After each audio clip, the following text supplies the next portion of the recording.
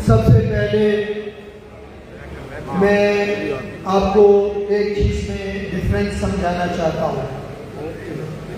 एक है state integrity, दूसरी है स्टेट पॉलिसी। हसन न्याजी को जब पकड़कर कराची में लेके गए तो मैं कोर्ट में गया उसके बेल के लिए या डिस्चार्ज के लिए। तो केस चलने से चंद मिनट पहले मुझे कॉल आई, मुझसे कहा कि आप यहाँ से चले जाएं और आपके बाकी जो अहदेदार हैं वो जा चुके हैं।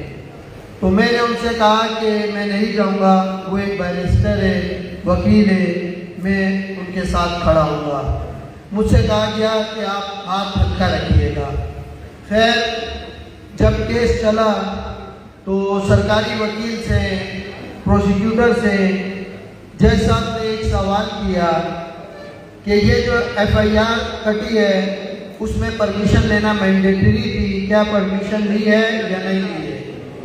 सरकारी वकील ने जिगजैग किया, फिर दोबारा जज साहब ने पूछा, फिर जिगजैग किया। तीसरी बार जब पूछा तो मैंने सरकारी वकील से कहा कि आप शर्म करें, ये बैरिस्टर है, आपका वकील है, आप पहले क्लियरली बताएं कि आपने परमिशन ली थी कि नहीं ली थी।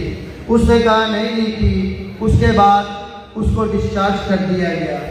फिर मुझे दोबारा कॉल आई, मुझसे कहा गया कि आपसे मीटिंग करनी है। मुझसे मीटिंग की तो मुझसे कहा कि आपने स्टेट के मैटर्स में इंटरफेयर किया है। तो मैंने कहा वो कैसे? बोला आपने, ये हमारी पॉलिसी थी, ये जो हसन न्याजी के इशू में आप गए। मैंने कहा देखें दो बातें, एक स्टेट इंटीग्रिटी है, पाकिस्तान पे मेरी जान कुर्बान, मेरे बच्चों की जान कुर्बान। अब आप बात करेंगे स्टेट पॉलिसी की।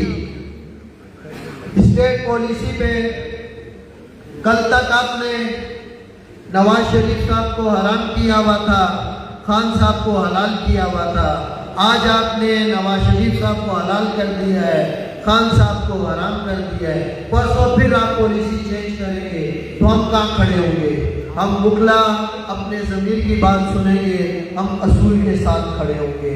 तो ये बात हर बंदा समझ ले कि हमें स्टेट पाकिस्तान के साथ हम हर हाल में खड़े हैं, लेकिन हम पॉलिसीज के साथ नहीं खड़े हैं। अगर कोई गलत पॉलिसी बनाएगा हम उसको क्रिटिसाइज भी करेंगे और उसके खिलाफ जदोजहद भी करेंगे। सिंध में हमारा एक और इशू चल रहा था, 6 केनाल से रेलेवेंट। मीटिंग की, मुझे कहा कि आपको क्या इशू है ये जो हम 6 केनाल बना रहे हैं। मैंने उनसे एक सवाल पूछा, मैंने कहा कि क्या सिर्फ पाकिस्तान का हिस्सा है? बोला है। मैंने कहा अगर सिर्फ पाकिस्तान का हिस्सा है तो पहले अपने मैदान आबाद करो, फिर रेगिस्तान को आबाद करो। आप रेगिस्तान को जो आबाद करना चाह रहे हैं, साउथ अफ्रीका में उसका तजर्बा फेल हो चुका है, इंडिया में उसका तजर्बा फेल हो चुका है, दुबई में उसका तजर्बा फेल हो चुका है। आप जो तजर्बा करना चाह रहे हैं ये फेल हो जाएगा। आप मेहरबानी करें, कोई किसी किस्म की कैनाल मत बनाएं और आप इस बात पे क्लियर रहें कि पूरे सिंध पाकिस्तान में, सिंध में, पंजाब में हर किसी को जो पानी एग्रीमेंट्स के तहत तकसीम किया गया है उसके तहत दिया जाए। जब हमारी वो बात हमारी कन्वेंशन से, हमारे रैलीज से नहीं मानी गई तो फाइनली हम जदोजहद के लिए रोड पे आए। मैं आपको एक बात बताता हूं, जब आप हक पे खड़े होते हैं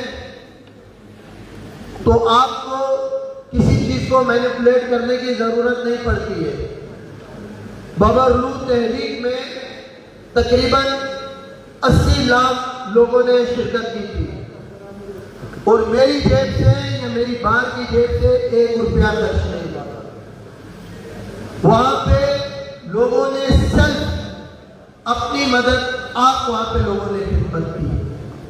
वहां पे जो जज्बा था, उनका ये कहना था कि ये वकील जो है ये टीसी में बैठने के आती है, 47 डिग्री 50 डिग्री, ये एक दिन में भाग जाएंगे, 2 दिन में। हमने 13 दिन वो जद्दोजहद जारी रखी, 12वें दिन हमें नोटिफिकेशन मिला था। वहां पे जो लोग थे इस हद तक खड़े हुए थे हक पे। एक शख्स आए, उन्होंने मुझे 60 लाख का चेक दिया, मैंने कहा मैं पैसे नहीं चाहिए, आप खुद खर्च करें। एक आए, उन्होंने 40 लाख रुपए का चेक दिया, मैंने कहा पैसे नहीं चाहिए। दूसरे आए, कैश दिया, मैंने कहा पैसे नहीं चाहिए। एक शख्स थे, उन्होंने मुझे सोने का ताज पहनाया।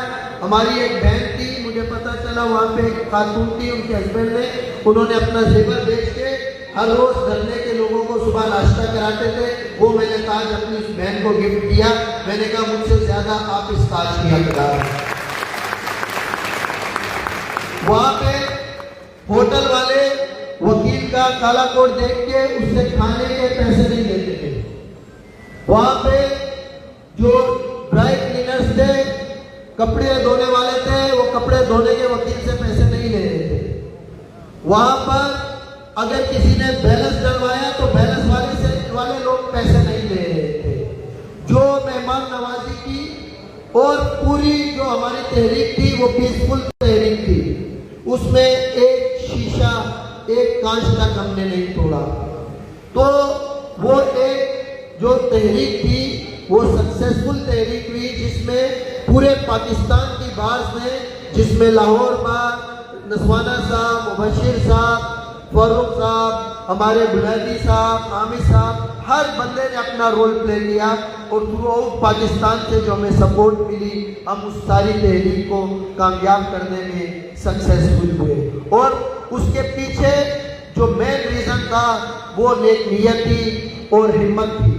जब हम जाने लगे तो मुझे से किसी दोस्त ने कहा कि भाई हम वहाँ जाएंगे, हमारा खाना पीना सब कुछ। मैंने उनसे कहा कि आप इसकी फिक्र नहीं करें, ये हुसैनी काफिला है, अल्लाह ताला मदद करेंगे।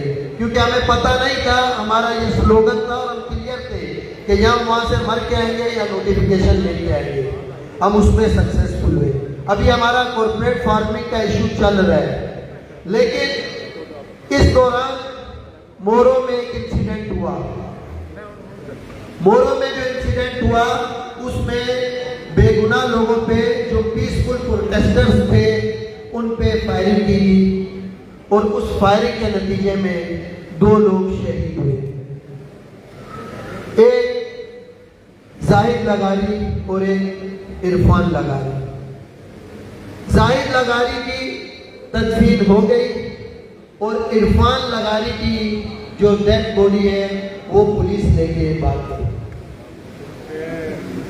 हम उस मुल्क में रह रहे हैं जहां के लीडरान एक लाश से डरते हैं। आप तो फिर जिंदा लोग हो, अपने अंदर हिम्मत पैदा करो। और मैं रियासत से और गवर्नमेंट से क्लियर बात कह रहा हूं, इरफान शहीद की डेड बॉडी उसको दे दो, उसकी फैमिली को। उसके बाद अगर हम लाएअमल देंगे फिर आपकी चीखें निकलेंगी कि हर काम में वकील इंटरफेयर करते हैं। हम इंटरेस्टेड नहीं है, लेकिन हम सिंध की मासूम आवाम को लावारिस भी नहीं छोड़ने देंगे। हाँ, हम इस चीज की मजम्मत करते हैं अगर किसी ने गाड़ी चलाई है, किसी ने कोई घर चलाया है, ऐसा नहीं होना चाहिए। लेकिन वो सब तब हुआ जब आपने उन लोगों पे फायरिंग की।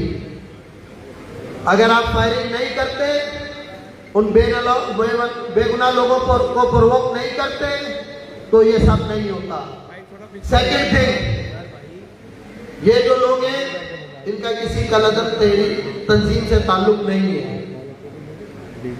पाकिस्तान के खिलाफ नहीं है, वो पॉलिसीज के खिलाफ है, वो अपने वसाइल की विक्टिमाइजेशन के खिलाफ है। और कोई भी शख्स जो किसी भी मकातिब फिक्र से ताल्लुक रखता है, अगर वो पाकिस्तान के साथ खिलाफ है तो हम उसके साथ नहीं है। इस बात में हम बिल्कुल क्लियर है। पाकिस्तान पहले, फिर सिंध, फिर सब कुछ। मिनिस्टर को सिंध असेंबली में तकरीर करते हुए सुन रहा था, तो उसको धरने से इशू हो रहा था। अच्छा, वो शख्स है, जब वो फॉर्म 45 में वो इलेक्शन हार गया तो उसने खुद ने धरना दे दिया, मुझे जिताओ इलेक्शन। तो उन्होंने कहा अच्छा तुझे जिता देते, तो वो जीत के फॉर्म 47 पे के तहत वो गया, सही है। और वो कह रहा है कि भाई धरना लगाना, ये मुल्क ऐसा है, इसमें आप सब रोज कन्वेंशन करते हैं, कोई असर हो रहा है? हमें महीने बाद 2 महीने बाद देखता हूँ, इसमें आप 5000 कन्वेंशन करते हैं। वो बोलते हैं सही है, साइड पे बैठे हैं, बोलने दो, इनका भी काम है बोलना। यहाँ बोलने से कुछ नहीं होता, आप 10 बार बोले, 50 बार बोले, यहाँ पे जो असर होता है वो तब भी होता है जब हम रेजिस्टेंस करते हैं। जब हमने 6 कैनल से रेलेवेंट मूवमेंट चलाई तो पहले हमने एक रेजोल्यूशन पास किया, हमारे रेजोल्यूशंस की कोई इज्जत नहीं हुई। फिर हमने कन्वेंशंस किए, पूरे सिंध में किए, हमारे कन्वेंशंस की भी कोई इज्जत नहीं हुई। फिर हमने रैलीज निकाली, हमारी रैलीज की भी कोई इज्जत नहीं हुई। फाइनली जाके हमने एजुकेशन का रास्ता इख्तियार किया और हमने कहा कि यहाँ मरेंगे यहाँ के कैनाल्स को बंद कराएंगे। तब जाके वो बैठे, बातचीत हुई और उन्होंने कहा कि चलो भाई कंसेंसस करेंगे तो फिर करेंगे। तो मैं ये जितने भी हमारे बड़े हैं मैं उनसे ये कहूँगा कि सर ये इस सब चीज़ों से कुछ फर्क नहीं पड़ेगा। आपको अगर इस पे आगे बढ़ना है तो आपको जो है एक लायामल देना पड़ेगा, जिसमें कुछ ना कुछ हमें प्रैक्टिकल करना पड़ेगा, तब जाके हम आगे बढ़ेंगे। पीका पे सब दोस्तों की रिजर्वेशन है, साफियों की। फिर देखें, आप सबको यूनाइटेड होना पड़ेगा। इस्लामाबाद में एक कन्वेंशन था, कराची से हमारे तकरीबन 250 से 300 वकील गए उस कन्वेंशन में। जब हम वहां पहुंचे तो पता चला कन्वेंशन कैंसिल हो गया है। देखें, ये बहुत बड़ी मूवमेंट है, इसमें बड़ा गुर्दे से चलना पड़ेगा, ये कुर्बानियां भी मांगेगी। मेरे पे जाती तौर पे अटैक हुआ, बर्दाश्त किया, हमने कहा जो करना है करो, लेकिन हम अपने ऑब्जेक्ट से पीछे नहीं हटेंगे। 2 पोजीशन है, खाना जानवर भी खाता है। आप अगर अमीर का कुत्ता देखेंगे, अभी किसी ये बराबर में बंगले हैं, चले जाओ, उसका कुत्ता होगा इस टाइम पे एसी में बैठा हुआ होगा, बिस्किट खा रहा होगा, अच्छा दूध पी रहा होगा। गरीब का कुत्ता ये बाहर रोड पे घूम रहा होगा, कहीं से जो मिलेगा खा लेगा। फर्क सिर्फ इतना ही होगा, उनकी हालत अमीर के कुत्तों वाली होगी, हमारी गरीब के कुत्तों वाली होगी। अगर आप चाहते हो कि इज्जत से जीना है, अगर आप चाहते हो कि हमें अपने हकूक के लिए, अपने बच्चों के फ्यूचर के लिए जीना है, तो हमें रूल ऑफ लॉ के लिए, हमें सुपरमेसी ऑफ कॉन्स्टिट्यूशन के लिए जद्दोजहद करनी पड़ेगी और सबको करनी पड़ेगी। अगर कोई ये समझ रहा है कि मैं पीछे रहूंगा तो मैं नवाजा जाऊंगा, लाहौर बार के बुगला की अगर 40,000 तादाद है तो ये जो गवर्नमेंट वैकेंसीज होगी ना, ये 500 भी नहीं लगेगी। आप इस खुशफहमी में नहीं रहे, किसी किस्म के लॉलीपॉप पे मत रहे। राज़िक सिर्फ मेरे अल्लाह की जात है, जो आपके नसीब में रिस्क लिखा है वो मिल के रहेगा। इसलिए अपने अंदर के डर को, अपने अंदर के लालच को, सबको खत्म करो और असूल पे आके खड़े हो जाओ। जीत हो, हार हो, लेकिन जिंदगी हो, मौत हो, लेकिन कभी आपको अपनी जात पे अफसोस नहीं होगा। आपको ये अफसोस नहीं होगा कि मैं गलत जगह पे खड़ा था, या आपके बच्चों को कोई ये नहीं बोलेगा कि तुम्हारे बाप ने पाकिस्तान बेच दिया था, या तुम्हारा बाप जो है एजेंसियों का दलाल था या बूट चाटता था। थोड़ा सा अपने अंदर हिम्मत पैदा करो, करेज पैदा करो। कोई काम नामुमकिन नहीं है, हर चीज़ मुमकिन होगी। आखिर में मैं आप सबका बेहद मशहूर हूँ और एक बार फिर मैं गवर्नमेंट से ये कहूँगा, शहीद इरफान की जो जश्न खाकी है वो उसकी फैमिली के हवाले करे। आपको लग रहा होगा कि आप बहुत ताकत में हैं, लेकिन अवाम से बढ़ के कोई ताकत नहीं है। ऐसा न हो कि एक अवाम का समंदर निकले और इस सारे जो कुफ्र के जो जुल्म का निज़ाम है इसको मलियामेट कर दे। ऐसा कभी नहीं हुआ है। तो मैं आप सबका बेहद मशहूर हूँ। जो भी नया अमल होगा इंशाअल्लाह ताला उसमें हम सब मिलके खड़े होंगे, कोशिश करेंगे, जद्दोजहद करेंगे। नतीजा मेरे अल्लाह के हाथ में, और मुझे उम्मीद है कि अल्लाह ताला मुझसे कबूल करेगा। बहुत शुक्रिया।